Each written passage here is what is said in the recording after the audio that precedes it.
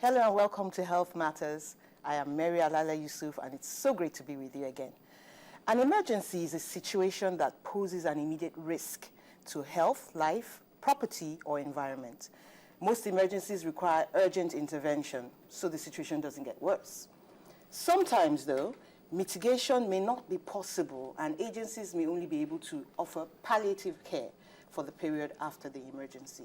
Some emergencies can easily be identified. Other incidents require an observer or affected party to decide whether it qualifies as an emergency. To identify some emergencies around the home for us today is, and what to do about them and how to prevent them, if possible, is Dr. Dominic Ukpong, who is a consultant occupational physician and serves as a member of the Faculty of Emergency Response Services, Nigeria. He's trained in advanced burns management and is the current national chairman, Society of Occupational and Environmental Health Physicians of Nigeria. That's SOEHPON. You're welcome to the show, Dr. Ukpong. Thank you, Mary. That's a very long moniker there. Thank you very much. Now, you've already told me some things that qualify as emergencies in and around the home, so I'll just get straight to the point. If somebody gets cut with a knife in the home, do you qualify that as an emergency? It depends on the degree of cut. If the cut is superficial. So let's say I'm a mother, yes, and I don't know how to measure degrees of cuts. So how do I determine it's an emergency, and then what do I do about it? The degree of cut will be either due to the depth of cut, the extent of cut, and the amount of bleeding. Some cuts can actually lead to a failure of function of the area cut. And so if you have a cut which is bleeding very severely, one of the things you must do first is to try to stop that bleeding. And the easiest way to stop the bleeding is to apply pressure directly on the area of cut. Okay. Let's get practical. Let's say I cut myself right there, yes, where that line is. Am I applying pressure to the line, above the line, or below the line? The correct thing is to apply it directly on that line of cut. On the line of the cut. For medical people, where that pressure can be applied directly on the cut, you will apply it above it. That is the area closer to your head. Okay. It will tend to prevent arterial blood coming out. Okay. Okay, what if somebody falls, or you have a child who keeps falling? You know, there are some children who don't mind him. Children fall a lot. Yes. Yes. What do you classify that as an emergency? Or it could are be there signs to watch out for to determine that this is bad? Exactly. Now, a child, most children fall because, one, they are learning to walk, and many of them don't even walk, they begin to run.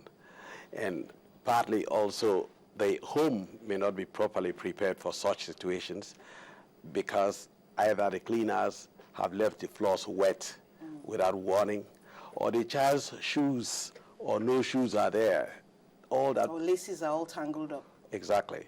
Cables lying around the house are a hazard to the child. So the child falls. So you must watch out for that. And whenever your child has it, especially these toddlers are in the house, you must watch out for their falls, because some of the falls can become emergency in the sense that they can fall and cut themselves.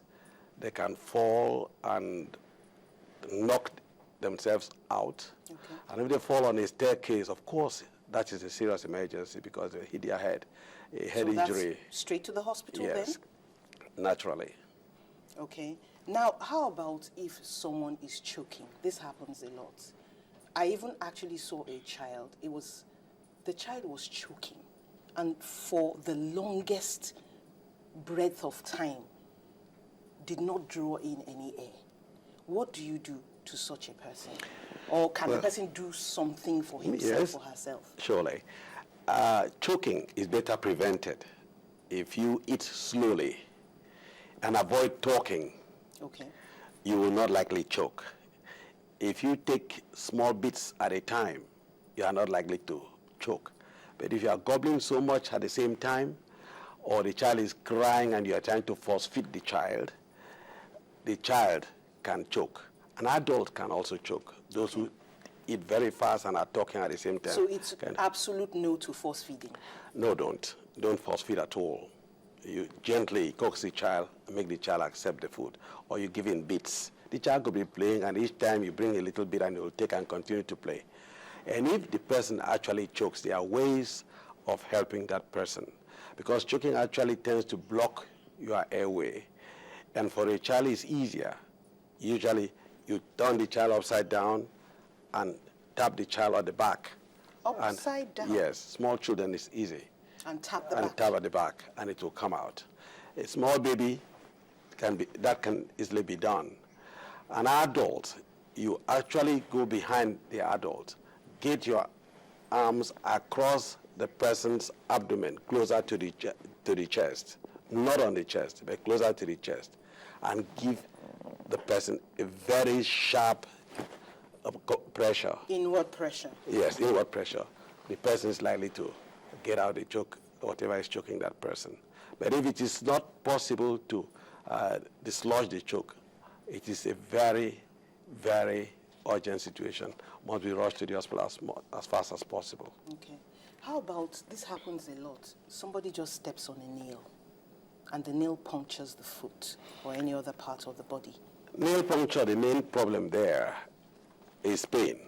Okay. That is the first problem, but it doesn't end there. So if you step on a nail and it punctures your foot, you do not end there, because it has potential grave danger to that person in causing tetanus. So that person has to reach the hospital. And in the hospital, of course, they will tend to open up that wound to expose, because the organism that causes the tetanus likes a closed environment where there is no oxygen. And a nail puncture leaves such a deep hole that closes that place, and the organism can grow there. And days afterwards, depending